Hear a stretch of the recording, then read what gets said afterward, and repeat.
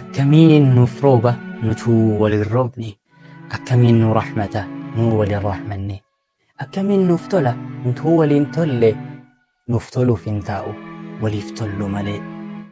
Namurraa dhageenya dhabaminsa roobaa, dhabaminsa malee nam tokko hin dubbatu akkamitti roobaa.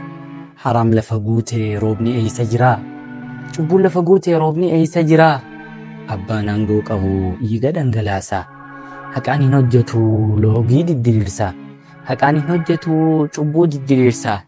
Rakkataa yaadatu tujjaarri waa qabu, osoo inni gannaqootii bulan agabuu, midhaan walitti qabee magaazina kuusa, meeshaa samii kaasee miskiina qaaleysa. Walqixaan hin muru manguddoon araaraa, walqixaan hin muru manguddoon araaraa.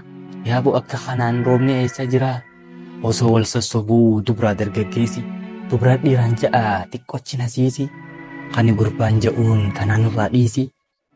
Namni dantaa isaatii haajaatu na baasi, dhaalaan anbiyaadhaa caalimni waa beeku, ifiif wal khilaafaa ammaalii isaan beeku. Warri mana oolu haayyotaaf haayyoonni, hammumaa fi yaa'ii dalagaan isaanii, ollaadhaaf hin tolan hunduu wal eeggataa, bariidhaa fi dhihaa akka waan qilaataa.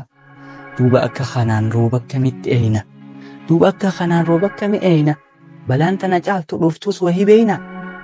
Amma akki goonu akkirra nu baasu, hamturraa deebinee toobachuu baay'isu.